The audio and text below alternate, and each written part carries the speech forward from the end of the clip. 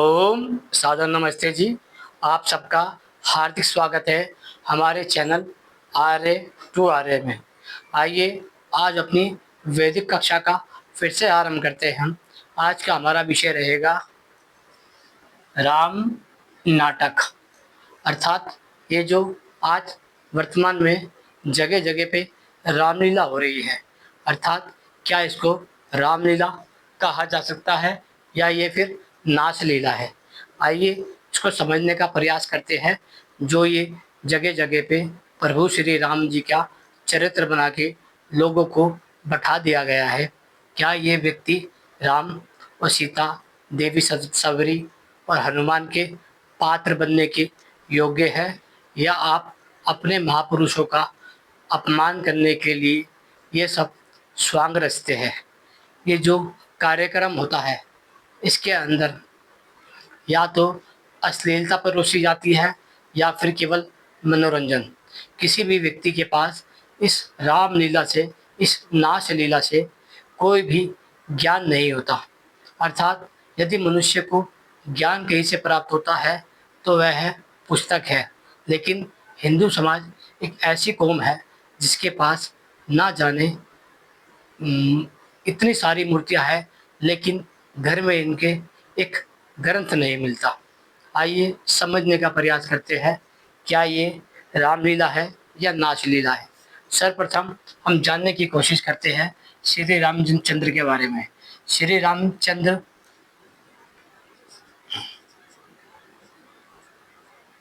श्री रामचंद्र का जो चरित्र है, जो उसकी भूमिका निभा रहा है, क्या वह व्यक्ति राम के आदर्शों को, राम की मर्यादाओं को, राम के गुणों को, राम के स्वभावों को धारण करने वाला है?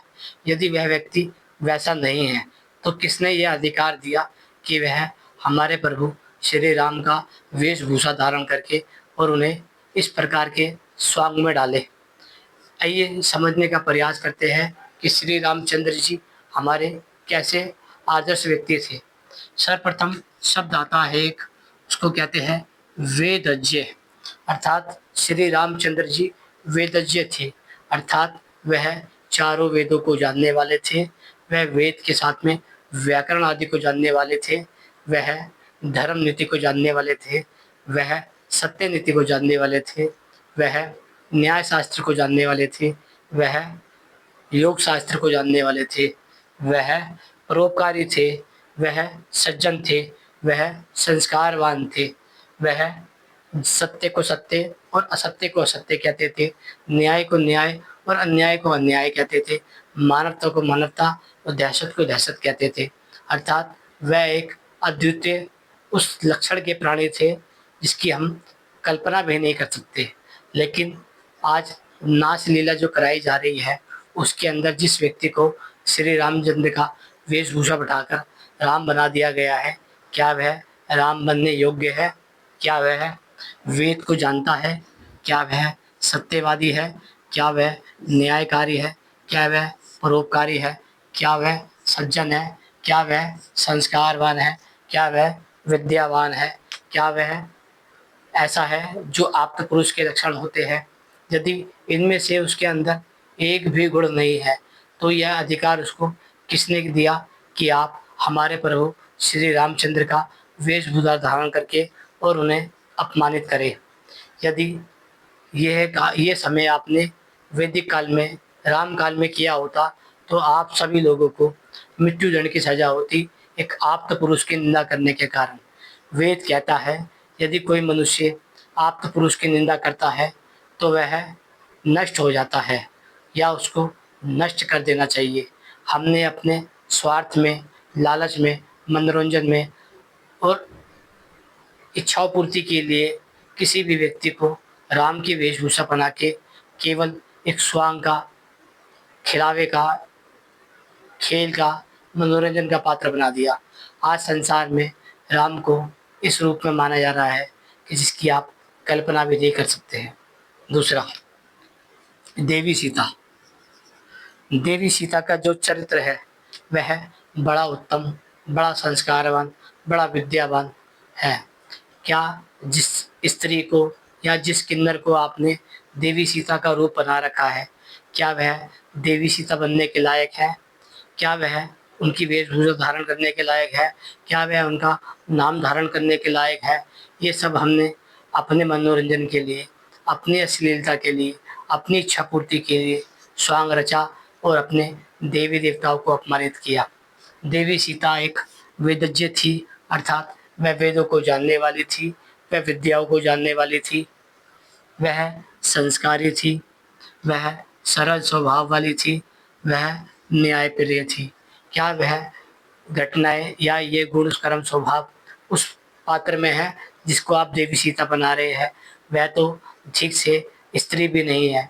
आप किसी भी किन्नर को उठा लेते हैं और देवी सीता का रूप बना लेते हैं। क्या वह स्त्री भी है तो भी क्या वह देवी सीता के जैसी है? आपको इस पे विचार करना चाहिए। क्या कोई संसार में ऐसी स्त्री भी है कि जो देवी सीता का रूप धारण करना चाहेगी?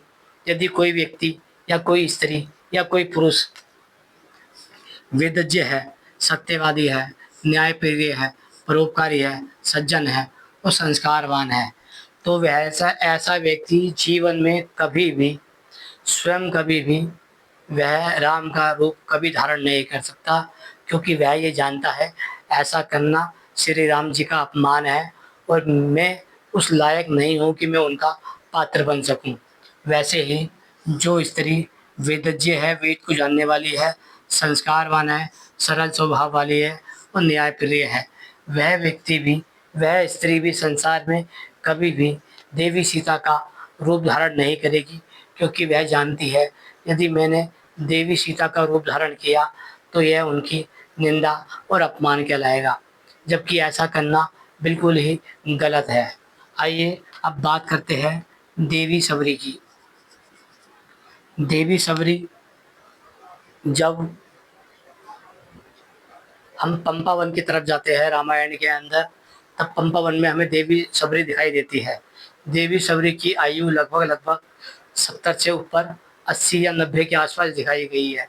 अब आप सोचिए, जो 80 साल की वृद्ध औरत है, जिसके गुरु ऋषि है और वह जीवन भर उनकी सेवा से ज्ञान प्राप्त करती रही, ये सेवा से अपने संस्कार को बढ़ाती गई, उनके सेवा से अपनी विद्या को बढ़ाती गई।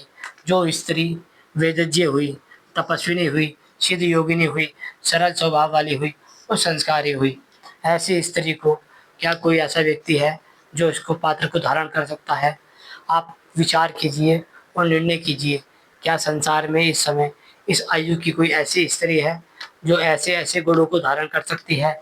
बिल्कुल भी आप कहेंगे कि नहीं है। और जो व्यक्ति कहता है कि 1% हो सकता है कि कोई स्त्री वेदज्ञ, तपस्विनी, सिद्ध योगिनी, सरल स्वभाव और संस्कारी मिल भी जाए, यदि कोई ऐसी स्त्री आपको मिल जाती है तो इस बात को निश्चित लिख के रख लीजिए, वह कभी भी देवी सबरी का रूप धारण करने के लिए स्वीकार नहीं होगी, क्योंकि वह ये बात जानती है कि मेरा ऐसा करना उनके लिए अपमानजनक है। संसार में जितने भी पुरुष होते हैं या कितनी जितनी भी स्त्रियाँ होती है, वह विद्यावान होने के बाद सत्य असत्य, उचित अनुचित, भक्ष्य अभक्ष्य, धर्म अधर्म को समझ जाते हैं। इसलिए उनको पता होता है कि उनको क्या करना चाहिए और क्या नहीं करना चाहिए। अब चौथे व्यक्ति के बारे में बात करते हैं। इनका नाम है वीर हनुमान। वीर हनुमान का जीवन जो चरित्र है वह बड़े उत्तम गुणों वाला है, बड़े उत्तम स्वभाव वाला है। वह एक महात्मा के रूप में दिखाए गए हैं। वह वेद को जानने वाले हैं, वह बलशाली है, वह ब्रह्मचारी है, वह संस्कारवान है। अर्थात हनुमान जी एक विलक्षण प्राणी है। वह एक महायोगी भी है, वह तपस्वी भी है, बलवान भी है, वेद को जानने वाली भी है, बलशाली भी है, व्याकरण के जानने वाली भी है। इतना होने के बाद भी क्या मनुष्य में, किसी भी व्यक्ति में इतना सामर्थ्य है कि वह हनुमान के पात्र की भूमिका निभा पाएगा? लेकिन हमने क्या किया, थोड़े से पैसे के लालच में, थोड़े से स्वार्थ के लालच में और थोड़े से मनोरंजन के लालच में किसी भी व्यक्ति को श्री रामचंद्र जैसा बना हुलिया दे दिया, देवी जैसा चरित्र दे दिया, देवी सबरी जैसा दे दिया और हनुमान जैसा दे दिया। यदि संसार में कोई व्यक्ति वेदज्ञ है, बलशाली है, ब्रह्मचारी है, वो संस्कारवान है, तो ऐसा व्यक्ति जीवन में कभी भी हनुमान की भूमिका नहीं निभाएगा, क्योंकि वह ये जानता है कि यदि मैं महापुरुषों का वेशभूषा धारण करता हूँ तो यह उनका अपमान और उनकी निंदा कहलाती है। ऐसा वह कभी नहीं करते।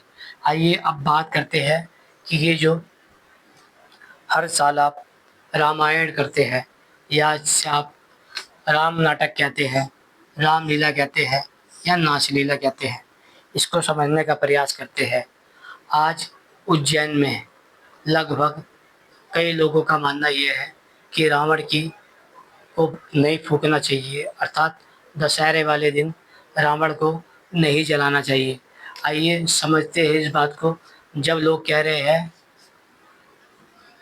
कि रावण को नहीं जलाना चाहिए, लेकिन क्या उन लोगों ने कभी इस बात पर जोर दिया कि जो अपहरण है देवी सीता का,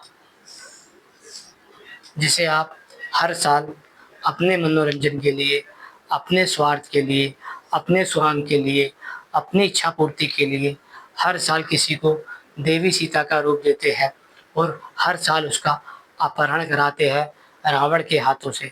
यदि आप इस पर एक मिनट के लिए बैठ के चिंता करें कि यदि वह स्त्री आपकी अपनी बहन है, आपकी अपनी बेटी है, आपकी अपनी पत्नी है और आपकी अपनी माता है, क्या आप हर साल उसका ऐसा ही तमाशा बनाने की कोशिश करेंगे जैसा आज हिंदू समाज श्री राम का, श्री कृष्ण का, हनुमान का, देवी सीता का, राम का, इन सब का बनाने का प्रयास करता है? क्या आप अपनी बहन बेटियों के साथ ऐसा करना स्वीकार करेंगे? तो उसमें मुझसे जवाब यही आएगा आपका कि हम ऐसी चीज़ को कभी स्वीकार नहीं करेंगे। वहाँ पर आप अश्लीलता फैलाते हैं केवल अपने मनोरंजन के नाम पे। देवी सवरी अर्थात जो स्त्री वेद को जानने वाली थी, तपस्विनी थी, योगिनी थी, सिद्ध योगिनी थी, सरल स्वभाव की थी, संस्कारी थी, जो स्त्री इतने गुणों को धारण करने वाली थी, क्या वह इतनी नैतिकता नहीं जानती थी कि मेरे घर पे आए हुए अतिथि को झूठा भोजन, झूठे फल नहीं देने चाहिए? जो हमने कहा कि देवी सबरी ने श्री राम को श्रद्धापूर्वक, भावपूर्वक, प्रेम पूर्वक अपने झूठे बेर खिलाए थे। क्या ये बात आपको शोभा देती है इस झूठा इल्ज़ाम देवी सबरी पे लगाने का? एक 80 साल की स्त्री पे आप झूठे लांछन लगाते हैं केवल किस लिए? अपनी इच्छा पूर्ति के लिए, अपने स्वार्थ के लिए, अपने स्वांग के लिए और अपने मनोरंजन के लिए। कभी आपने वाल्मीकि रामायण को हाथ में लेके देखा होता तो आपको पता होता कि पूरी वाल्मीकि रामायण में कहीं पर भी बेर शब्द ही नहीं है। जब बेर शब्द ही नहीं है तो फिर झूठे बेर खिलाने की बात क्यों कही गई? देवी सबरी एक तपस्विनी थी, वेदज्ञ थी, सिद्ध योगिनी थी, संस्कारी थी, वह ब्रह्मचारिणी थी। क्या ऐसी स्त्री किसी को झूठा खिला सकती है? केवल झूठ बोलने के लिए हिंदू समाज ने उन्हें अपमानित करने के लिए ये सब किया। क्या हनुमान जी, जिसे आप आज हनुमान के रूप में जानते हैं, क्या वह बंदर थे? आप हर साल किसी बंदर के मुंह वाले को हनुमान जी बताने की कोशिश करते हैं। क्या कभी कोई बंदर वेद का पढ़ने वाला होता है? क्या कोई बंदर ब्रह्मचारी होता है? क्या कोई बंदर संस्कारवान होता है? क्या कोई बंदर बलशाली होता है? आपको सोचना चाहिए, विचारना चाहिए, निर्णय करना चाहिए कि आप किस दिशा में अपने समाज को लेके जा रहे हैं। हनुमान जी एक मर्यादा पुरुषोत्तम थे। हनुमान जी एक बलशाली थे, ब्रह्मचारी थे, वेद के जानने वाले थे, वेद व्याकरण के विद्वान थे। ऊपर से उन्होंने कभी आजीवन कोई पाप नहीं किया, कोई छल कपट नहीं किया। वह एक उत्तम जीवन जीने वाले थे। हमने उन्हें केवल और केवल एक बंदर के रूप में समाज में प्रचारित किया। क्यों किया? क्योंकि अपने इच्छा पूर्ति के लिए, अपने स्वार्थ के लिए, अपने स्वांग के लिए और अपने मनोरंजन के लिए। जो भी व्यक्ति कहता है कि हनुमान जी बंदर थे, तो मैं यही कहूँगा कि उसने अपने जीवन में कभी वाल्मीकि रामायण को उठा के पढ़ा नहीं, देखा नहीं और सुना भी नहीं। आशा करते हैं ये विषय आपको यही समझ आ गया होगा कि जो लोग राम नाटक कर रहे हैं आज, वह रामलीला नहीं है, नाच लीला है। आप किसी भी व्यक्ति को राम नहीं बना सकते, आप किसी भी व्यक्ति को सीता नहीं बना सकते, आप किसी भी व्यक्ति को देवी सबरी नहीं बना सकते, आप किसी भी व्यक्ति को वीर हनुमान नहीं बना सकते। यदि उनके अंदर ये पात्रता नहीं है तो आप समाज के साथ अहित कर रहे हैं। आप उनकी आस्था, उनकी श्रद्धा, उनके विश्वास के साथ छल कपट कर रहे हैं। ऐसे व्यक्तियों के साथ संसार को वही करना चाहिए जो वेद कहता है कि आप तो पुरुष की निंदा करने वाले समाज को नष्ट कर देना चाहिए, समाप्त कर देना चाहिए, समाज से बहिष्कृत करना चाहिए। आशा करते हैं ये विषय आपको समझ आ गया होगा। यदि विषय समझ आ गया है तो चैनल को लाइक कीजिए और वीडियो को शेयर कर दीजिए। ओम नमस्ते जी।